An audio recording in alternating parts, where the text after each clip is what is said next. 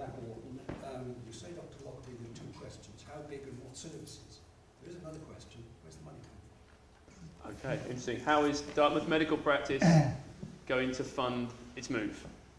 Okay, John? Yeah, you do, Graham. Basically, the truth is that it will be funded by the doctors, okay? Because we are independent contractors, any facility that's there is owned by us. We currently own the building we sit in. We obviously pay all the maintenance costs attached to that building, and we receive some remuneration for the maintenance costs from that building as part of our contract. Whatever we build, we will almost certainly have to fund ourselves, because I can't see any other part of the health service coming up and saying there. But at the same point in time, clearly in Dartmouth, there's a key issue around estate values. And obviously our move is predicated on us being able to afford it.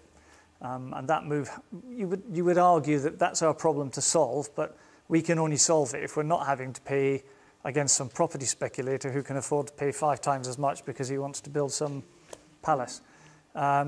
Which is why I think, again, pressure in terms of district council would be very, very useful, because if there is a bit of land up there that's basically predicated for a health facility, well, you know, that to some degree makes the market value and not an artificially inflated one. So the truth is that the partners in the practice would have to find the money. Thank you, Graham. I think that's very honest. Oh, okay, lots. I'll try and remember all of you, but at the back was the first hand just there, sir. Frank Mann. If the partners have to finance this themselves, does this mean less to spend on drugs? Okay, a very shrewd point there. Essentially, if the medical practice has to pay to relocate, will that mean there's less money for drugs and other services? Okay, very, very short answer is no. Sorry, I'll stand so I can make eye contact. And the reassurance about that, again, this is about understanding the way the health service budget floats. There are 3 big chunks to the health service budget, the money that comes from the government. One is what they call primary care money. So the PMS contract money that we mentioned at the beginning is one chunk of the budget. Then there is hospital and community services activity money. So paying for the services that actually happen in hospital, paying for our community nurses, that's another chunk of the budget. And then there's prescribing costs. Prescribing costs and community services are both chunks of money you can take bits out of one budget and stick it in the other. So if you decide you're not going to put as much money into prescriptions, you can spend more of it on hospital activity, but you can't put it into the primary care section, into our contract. So the answer is it would be great if we could do that, because we're usually somewhere between £80,000 to £100,000 underspent per year on our prescribing budget. That money all goes back to NHS Devon to spend on hospital services. Okay? Fantastically honest answer there, thank you. Pam, I think you were next to this one over here. Hi, Pam Moore. What I'd like to ask is, at the very beginning, Dr. Lockerbie, you said there was £68 per person per year. How much of that goes to pay Devon doctors for after hours and weekend surgery? None.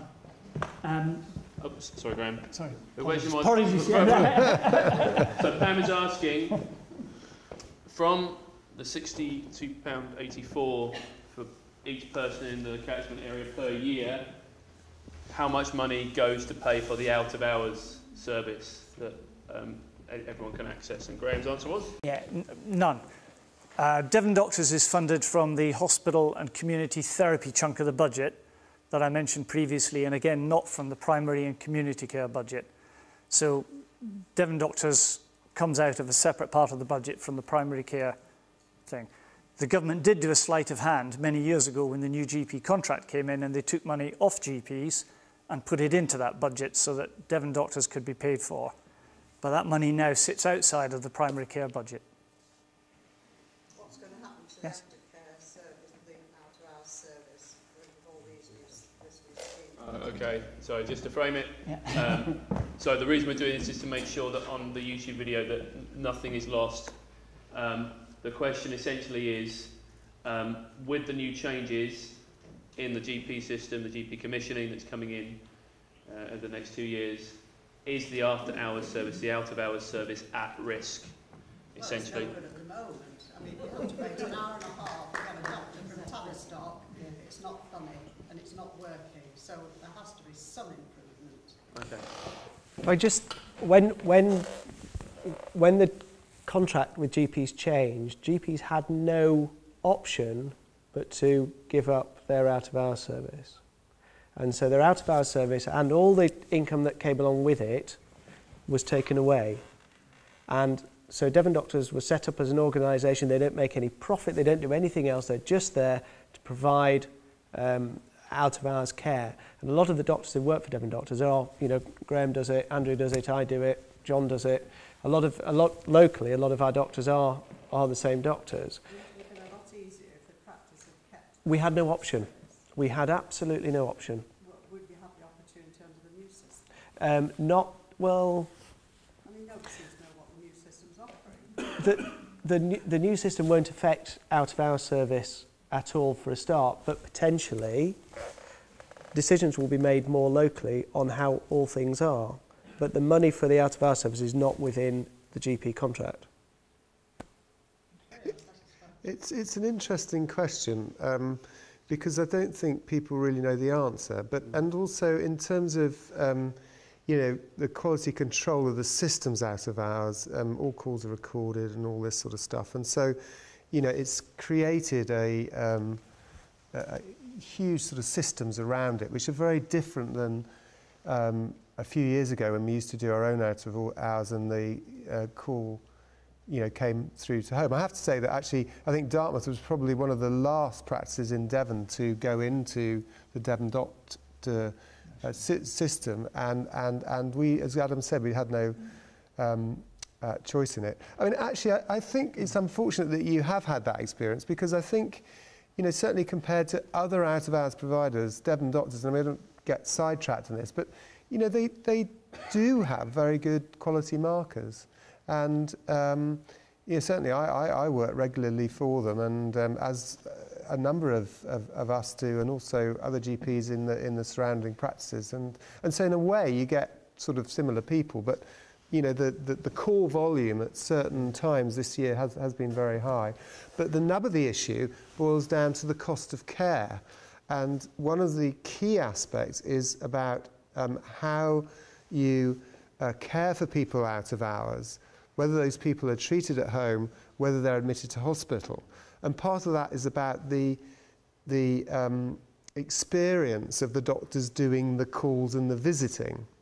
And that is a crucial area, and I think that might be an area that would be focused on, because if you've got inexperienced doctors doing out of hours, there is the default position is to always refer people into hospital.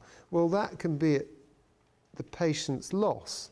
Going into hospital can be risky. It's not without its risks. It's certainly very expensive. And so I think in the commissioning group, which we would all be in the commissioning group of covers the area skirting Torbay, there would be a need to ensure that the people who are admitted out of hours need to be admitted, because that money that might be inappropriately used to admit people could be used in other ways. So I think what you're highlighting is that actually there's going to be lots of little pots bubbling, and all those pots are going to a certain extent be in competition, and the planners of healthcare within localities of 100,000?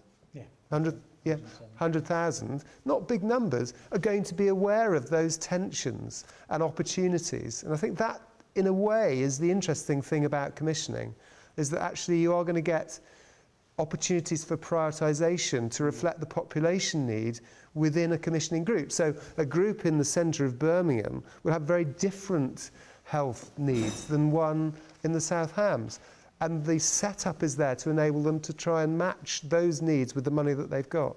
I think the other thing, just along the line with that, is that, again, the opportunity to look at those competing pots, as Andrew talked about, is it's much easier for 17 practices than for the 107 practices that exist as for Devon. So having that sense of control, if you like, of being having to be able to steer your own destiny a little from a more local base has definitely got to be in patients' best interests. So a good way to finish that one, I think. Although strictly, probably things aren't going to change a huge amount, the change in GP commissioning might see changes which you would think were positive, so that the out-of-hours service becomes maybe a little bit more local. Not completely local, but a little bit more, and hopefully that would be an improvement. But thank you for that. Questions? Sir, hello. Hello. Brian Murphy from Division. Do you yet know how the transfer of money from primary trusts to practices is going to take place? And when it does arrive at the practice, which is going to be a vast sum of money, who is going to control it? You're not accountants. Are you going to have to employ accountants? Interesting. Okay. When GP commissioning comes in, how is the changeover going to happen? So how is it going to go from primary care trusts and other large organisations to the smaller GP commissioning groups? And when it does, what are these guys going to have to do to control effectively a much larger budget? Is that a fair sort of précis of the question? Yeah. Okay, some really interesting points here. The first is that budgets will be set at practice level. So the money that currently gets allocated to PCTs will be allocated at practice level. So our medical practice will have a budget attached to it, which it currently does anyway in nominal form. So I know already roughly how much healthcare money we spend and we commit in our practice, even if I don't yet have control over it. However, those budgets will only be usable at populations relating to the new general practice commissioning consortia. Keyword being consortia, that'll be groups of practices. So individual practices won't be able to commit resource at practice level without having talked to their peers within those consortia. The answer is yes, you will need an accountant. You probably won't employ them from outside. What you will do is take key staff from the existing PCTs, because frankly, all of those people cannot be made redundant. The redundancy costs for the health service would be spectacular. And actually, there's some really skilled people still in PCTs. I already have a view on which of them I would like to be working with me. And as far as I'm concerned, if I were to be made accountable for a budget that involved 17 practices, I want somebody else there who's got key skills as a finance director to help me manage that. So I think the staff will come, and you should be able to take the staff you want without looking outside.